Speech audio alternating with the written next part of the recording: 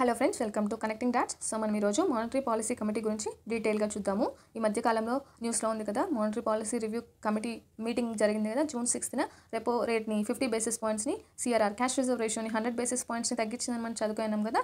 So ఆ కాంటెక్స్లో MPC గురించి డీటెయిల్గా చూద్దాం. ఎంపీసీ అంటే ఏంటి అంటే, ఇది ఒక statutory body under reserve bank of India act.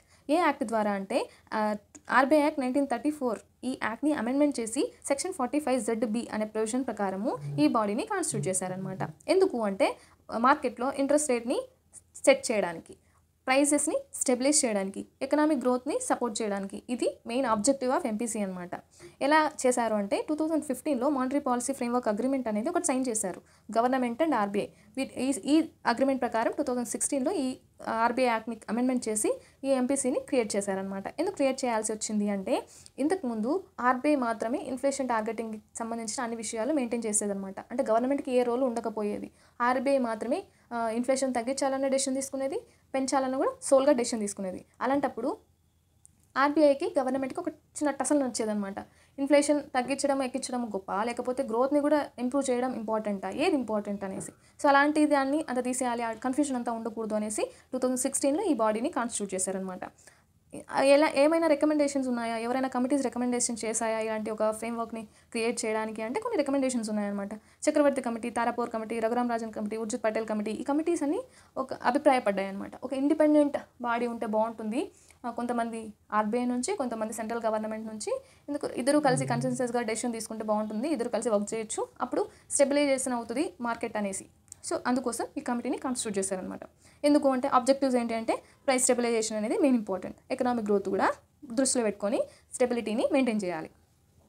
ఈ ఫ్లెక్సిబుల్ ఇన్ఫ్లేషన్ టార్గెటింగ్ ఫ్రేమ్వర్క్ గురించి ఏంటి అంటే, ఒకవేళ మార్కెట్లో ప్రైసెస్ ఎక్కువ ఉన్నాయి అంటే, ఇన్ఫ్లేషన్ ఎక్కువ ఉంది అంటే, ఆర్బీఐ దగ్గర ఉన్న టూల్స్ ఉపయోగించి ఏదైతే repo, reverse repo, MSF, CRR, SLR, ఈ పాలసీ రేట్స్ ఏవైతే ఉన్నాయో ఇవన్నీ యూజ్ చేసుకొని గవర్నమెంట్ ఆర్బీఐ ఏం చేస్తుందంటే ఇన్ఫ్లేషన్ రేట్ని తగ్గిస్తుంది.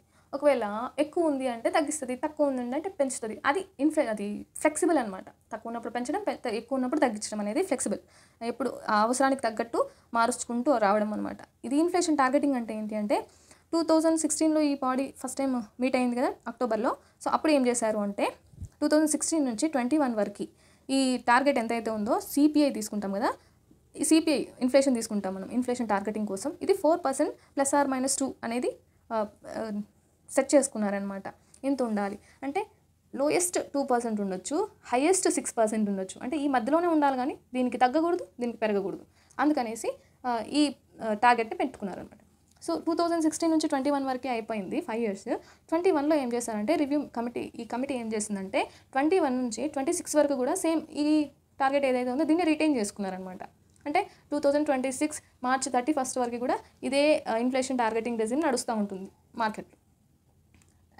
ఎన్నిసార్లు మీట్ అవ్వాలి, ఇయర్లో ఎన్నిసార్లు అయినా మీట్ అవ్వచ్చా అంటే అది కూడా లాలో ఉందన్నమాట. అట్లీస్ట్ 4 times a year ఖచ్చితంగా మీట్ అవ్వాలి. అంటే అట్లీస్ట్ అంటే ఏంటి, 4 times కంటే తక్కువ మాత్రం మీట్ అవ్వకూడదు, 4 times కంటే ఎక్కువ మీట్ అవ్వచ్చు. కానీ ఇప్పుడు మన ఎంపీసీ కమిటీ ప్రతి 2 నెలలకు ఒకసారి మీట్ అవుతుంది అనమాట. దాన్ని బై మంత్లీ పాలసీ అంటారు.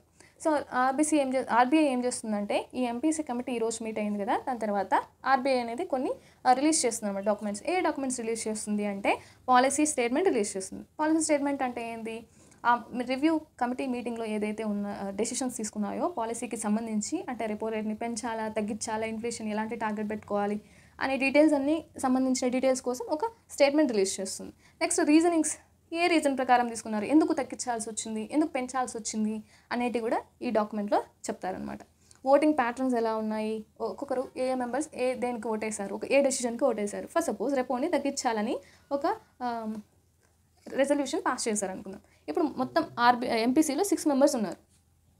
తగ్గించాలని ఒక 4 members ఓటేశారు, తగ్గించకూడదు అని 3 members, ఒక 2 members ఓటేశారు. సో ఈ 4 members ఎందుకు తగ్గించాలా అని ఓటేశారు, ఈ 2 members ఎందుకు తగ్గించకూడదు అని ఓటేశారు అనేది రిటర్న్గా, అంటే చేతో రాసి వాళ్ళకి ఇవ్వాలన్నమాట.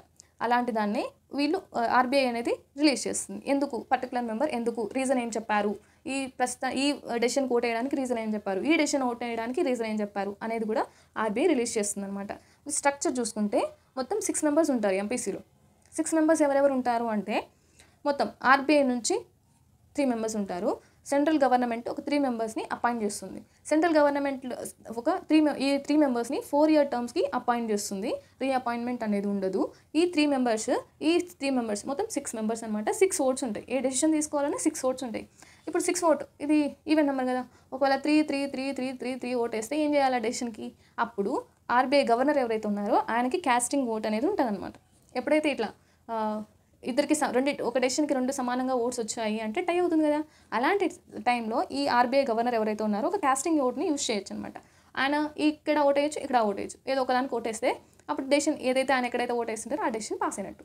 సో అది క్యాస్టింగ్ ఓట్. ఎప్పుడైతే టై ఉంటుందో అప్పుడు మాత్రమే యూజ్ చేసుకోవాల్సిన రైట్ అనమాట ఇది. ఎప్పుడంటే అప్పుడు యూజ్ చేయడానికి లేదు. ఎప్పుడైతే టై ఉంటుందో అప్పుడు మాత్రమే యూజ్ చేయాలి. ఆ డెసిషన్స్ అన్ని మెజారిటీ బేసిస్ పైన తీసుకుంటారు. ఒక్కొక్కరికి ఒక్కొక్క ఓటు మాత్రమే ఉంటుంది అనమాట. ప్రస్తుతానికి ఎంపీసీలో ఉన్న మెంబర్స్ వీళ్ళు. నెక్స్ట్ ఇయర్ మళ్ళీ మారచ్చు, ఒకవేళ వీళ్ళే ఉండొచ్చు. సో ఎందుకు ఇంపార్టెంట్ ఎంపీసీ అంటే ఇప్పుడు మనం చదువుకున్నాం కదా, ప్రైజెస్ స్టెబిలిటీని మెయింటైన్ చేయడానికి, అలాగే గ్రోత్ని ఇంప్రూవ్ చేయడానికి అనేసి, ట్రాన్స్పరెన్సీని క్రెడిబిలిటీని ఇంప్రూవ్ చేయడానికి, ఇన్స్టిట్యూషనల్ బేస్డ్ డెసిషన్ మేకింగ్ తీసుకోవడానికి, ఇన్ఫ్లేషన్ కంట్రోల్ చేయడానికి, అలాగే గ్రోత్ని ఎక్కువ చేసుకోవడానికి, అలాగే గ్లోబల్లో బెస్ట్ ప్రాక్టీసెస్ని అడాప్ట్ చేసుకోవడానికి, ఏదైతే సెంట్రల్ బ్యాంకింగ్ కొన్ని గ్లోబల్ బెస్ట్ ప్రాక్టీసెస్ ఉంటాయి కదా ఇన్ఫ్లేషన్ అడ్జస్టింగ్ చేసుకోవడానికి. సో అలాంటివన్నీ అడాప్ట్ చేసుకొని తీసుకునే డెసిషన్ అనమాట ఇది.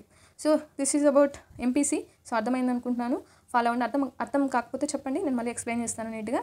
సో నెక్స్ట్ వీడియోలో మనము మానిటరీ పాలసీ కమిటీ టూల్స్ ఏవైతే ఉన్నాయో అవన్నీ డీటెయిల్గా ఎక్స్ప్లెయిన్ చేయడానికి ట్రై చేస్తున్నాను. So stay connected, stay focused. Thank you for watching.